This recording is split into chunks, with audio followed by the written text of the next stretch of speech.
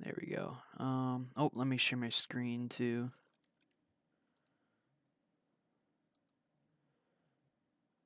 Screen 1. Nope, that's the wrong one. There we go. Okay.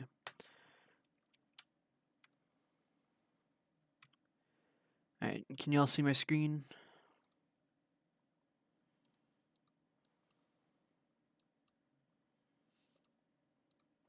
All right. So for this week, I decided to tackle a little bit of Wireshark and ARP poisoning, hacker stuff.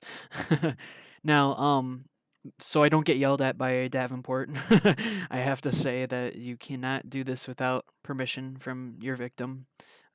You will go to jail if you don't, or if you do it without permission. Um, especially if you do it against Davenport. Apparently, there's a lot of students that live in the dorms and stuff that are trying this in the campus Wi-Fi, and then they get caught. So yeah, don't do it without permission.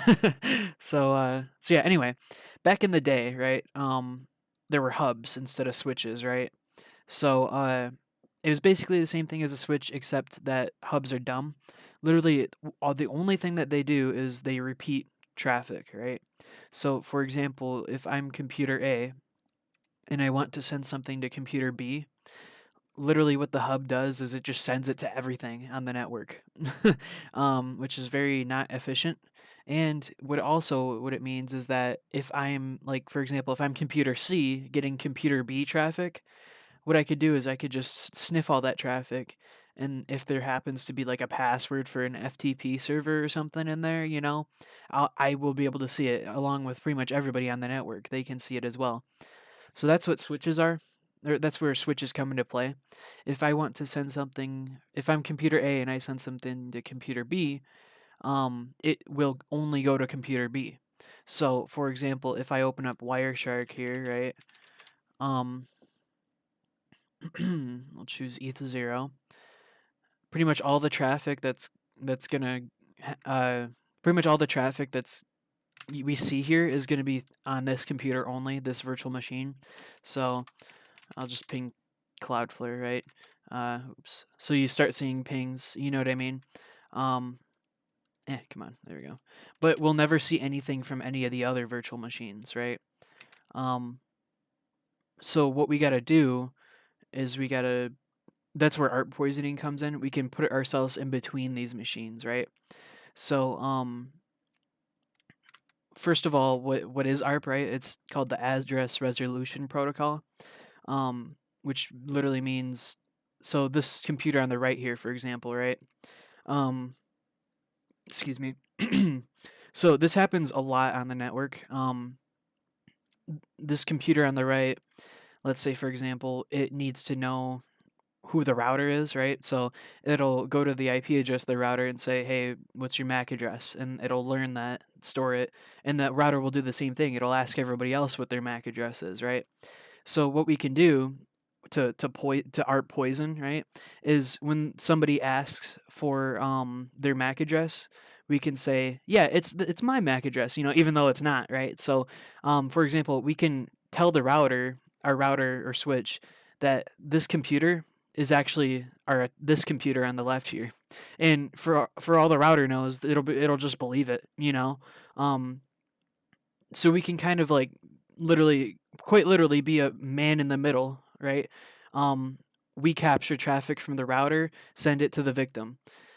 Victim sends stuff to the router, but we get it and then send it to the router. So we're literally just pretty much, like I said, we're putting ourselves in the middle and relaying everything back and forth, right? Um, we can start to kind of get creative with that. And here, before I go any further, let me show you how to do all this, right? So on the left is our attacker here, right? Um, we're going to, well, first of all, we need to scan the network for IP addresses, right? So we don't know this person's IP address, right? We need to figure that out. So we'll do nmap, right? Dash sn, and then our gateway. And I know my gateway is just 192.168. .102.2 and then /24. And it'll scan for all the virtual machines. Now, obviously Nmap isn't perfect, so we kind of have to figure it out here because all of them say VMware, right? But I already know it's just 129, so I'm just gonna pick it. Copy that, right? Now what we can do, and this is where the magic happens, we kind of put ourselves in the middle of both. So here, I'll just type it out, ettercap, right? Oh, and you can see it already kind of typed it out for us here. Dash T, oops, dash T, and then dash S for SSL, dash I, ETH 0. That's your network interface. So whatever your network interface is, just put ETH 0, or I mean, put whatever it is. Dash M, ARP, remote, / oh my gosh, I can't type today, 192.168.102.2 / and that's our gateway, right? And then this is our victim, 192.168.102.129 / So what this command does is it's literally saying, all right, hey, Mr. Router, we are going, or I can't English, holy crap. It basically, long story short, I'm not gonna say it again. We're literally putting ourselves in the middle. I've probably said that about 5 times now. So anyway, so we'll press enter. So now we're getting information, right? So if I were to ping on our victim machine here, right, we'll start seeing it over here. Okay. So now what we can do is we can open up Wireshark again. There we go. And we're getting a lot more traffic, right? So let's ping again, and we see it here, right?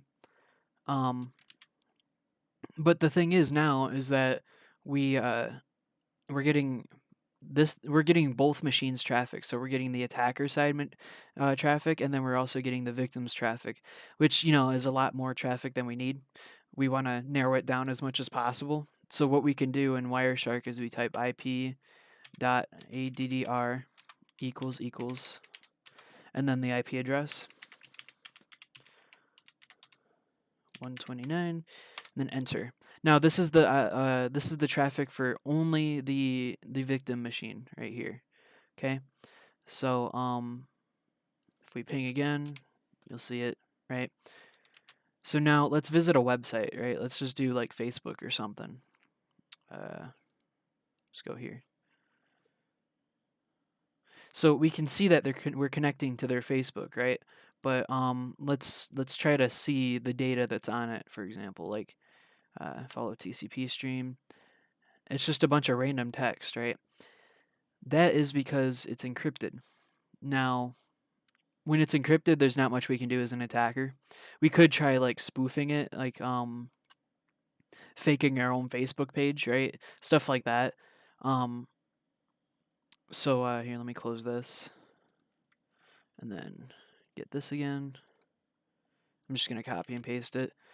So but if it was an unencrypted website, for example, and I kind of threw one up here, this one has no HTTPS, right? It's out to the world, so whatever you type in here, whatever you do in here, anybody can see it, right? So let me just refresh it just to show you guys, right? And you can see here a bunch of stuff's coming up, right? HTTP. But there's also a bunch of other stuff that we don't really care about on here. So what we can do to kind of narrow it down is we type space and HTTP, right? Now it's only going to show us every time someone visits an unencrypted website. So if we refresh it again, more stuff will pop up here. See? And if we follow the stream, so we right click, follow HTTP stream, you can actually see the code of the website. So if you want, you could I think I can't remember off the top of my head, but there is some tools that will kind of piece this stuff together and will literally show you the website in the program. Like it'll kind of put this code together and then show it in like a mini browser. So if there was like pictures or whatever on here, anyway, So yeah, let's type something in here. Let's just do a bunch of random stuff at gmail.com, right? And we'll go back here and in HTTP, right?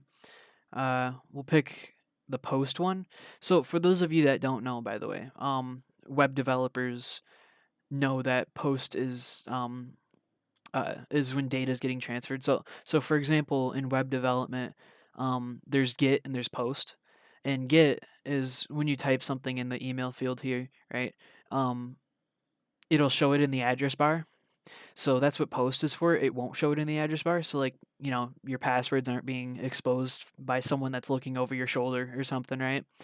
Um, so anyway, yeah, just a little thing there. So we right click on this, follow HTTP stream. Then we can see the email right in here. So yeah, this video is basically a lesson on why you should always have HTTPS on your websites, because people can see what you're typing and putting in here. Um, so yeah, and another thing too, I wanted to show, just in case you guys wanted to try this yourselves. Now, because Wireshark can be pretty intimidating, right? There's a lot of stuff in here that a lot of people don't know about. Like what is all this? You know what I mean? So we can save this. Uh, just throw it in here. Oops. Just name it ASDF. And then let me put this back in my main tab here thing. Roll it over here. Then we can get rid of this now. We don't need this. So we can close out a Wireshark here. And then can Control C out of this. There's this website. Here, I'll throw out Firefox on here. Come on. Alright, this website is called apackets.com, right? And it kind of basically organizes the Wireshark data. So, it's easier to see and understand and whatnot. Now, keep in mind though that when you upload your Wireshark data to this website, you're pretty much giving it to them. So if you do capture some kind of passwords or something on here, um, this website now has it. So keep that in mind. Um, I'll upload this. Check permissions. Oh, you know what? Because I opened Wireshark as root. I think that's why. Hold on. Oh yeah. Okay. So here, let's just do this. Oh, I forgot I did this earlier.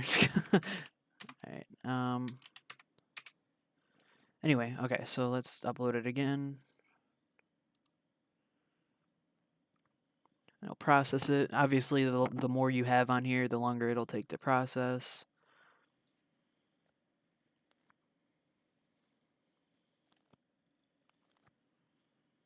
And view report. And like I said, this kind of just organizes it. Oops. So we can see a lot of the traffic is HTTPS. We have some HTTP. Probably the reason why it's a lot of HTTPS is because of the Facebook page we visited. And we can see here, this is probably the server for Facebook. Let's see here. DNS. Interesting. Pictures, connections. I don't know, just some interesting stuff. If you were visiting a website that was unencrypted that had a picture on it, it'd probably come up here. Let's see. Kind of curious what I can see here.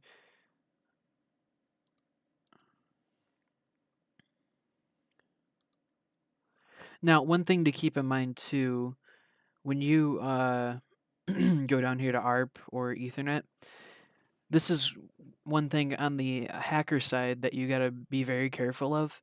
If you were doing this man in the middle attack and someone were to be also gathering traffic, right? Like if for example, if you were doing this on a corporate network, they could see this and see that this MAC address is considered the router as far as the victim knows, right? So basically, what I'm saying is they can see that you tried to do a man in the middle attack. So it's very important to kind of, cover your steps, cover your tracks if you are to do something like this because you could get caught, obviously. There are tools out there to spoof your MAC address, stuff like that. Uh, and yeah, so yeah, this website just kind of like organizes it, makes it easier to see and whatnot. Um, so yeah, that's all I had for this week. Do you guys have any questions or anything?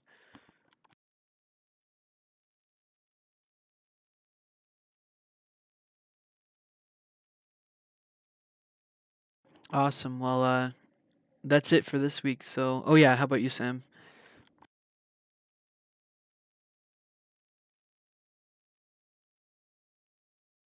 I've heard of Glasswire. I've never actually really used it, believe it or not. Does it kind of do the same thing? I am assuming.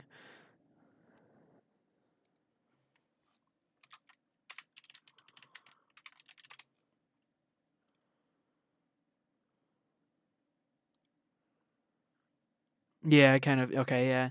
Oh, you know what? I think I have messed with this actually.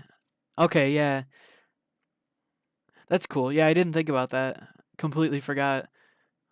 Here, let's try. Oh, that's a Windows thing. Uh, cancel. Do they have one for Linux?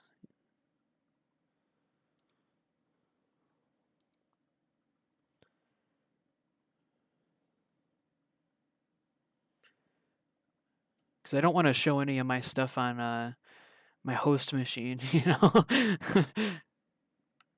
it shows anything, useful to people watching this video or whatever. I'll check it out on my own time and yeah, I'll look into it. But yeah, thanks for reminding me of that. I completely forgot. Yeah, Glasswire is a pretty cool. I've never really messed with it myself, but it's very useful. Um, so yeah, all right. I guess we're good for this week. So I'll see you guys next week. Later.